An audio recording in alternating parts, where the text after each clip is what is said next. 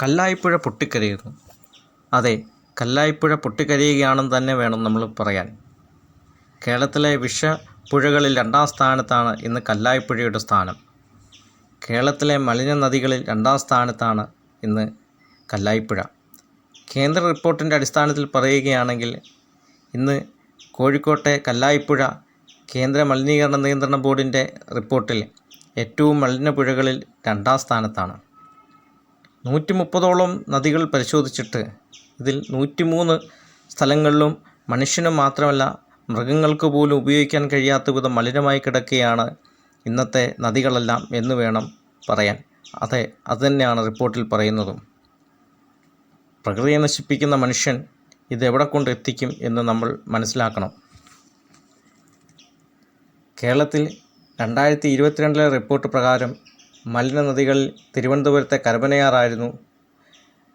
2023 കണക്ക് പ്രകാരം അത് 2ാം സ്ഥാനത്തേക്ക് എത്തിയെങ്കിലും കാര്യമായ പുരോഗതിയൊന്നും ജലശുദ്ധീകരണത്തിൽ നടന്നിട്ടില്ല എന്ന് നമുക്ക് കൃത്യമായി മനസ്സിലാക്കാൻ സാധിക്കുന്ന ഒരു കാര്യമാണ്.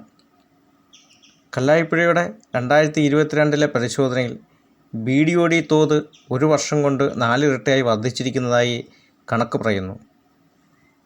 ഈ പുഴകളെയെല്ലാം മനുഷ്യൻ എത്രത്തോളം മലിനമാക്കിയിരിക്കുന്നു എന്ന് നാം ഓരോരുത്തരും ചിന്തിക്കേണ്ട കാര്യം തന്നെയാണ്. ഈ പുഴകളൊക്കെ മനുഷ്യന് മാത്രമല്ല ജീവജാലങ്ങൾക്ക് എല്ലാം കൂടി അവകാശപ്പെട്ടതാണെന്ന് നാം ഇപ്പോഴും ബോധവാന്മാരായിട്ടില്ല എന്ന് തോന്നുന്നു. ഈ പുഴകളെയെല്ലാം സർക്കാരിന് മാത്രം ഉത്തരവാദിത്തമല്ല ഈ പുഴകളെ സംരക്ഷിക്കുക എന്നുള്ളത്. ഇവിടുത്തെ ഓരോ പൗരൻ്റെയും ഉത്തരവാദിത്തം കൂടിയാണ് ഈ പുഴകളെയെല്ലാം നെഞ്ചിലേറ്റി താലോലിക്കേണ്ട ഉത്തരവാദിത്തം ഇവിടുത്തെ ഓരോ മനുഷ്യനുമുണ്ട് എന്ന് മനസ്സിലാക്കി പ്രവർത്തിക്കണം എന്ന് പറഞ്ഞുകൊണ്ട് നിർത്തുന്നു. ഈ പുഴകളെയെല്ലാം പുതിയ ജീവനോടെ തിരിച്ചു കിട്ടാൻ നാം ഓരോരുത്തരും ഉണർന്ന് പ്രവർത്തിക്കണം എന്ന് പറഞ്ഞുകൊണ്ട് നിർത്തുന്നു.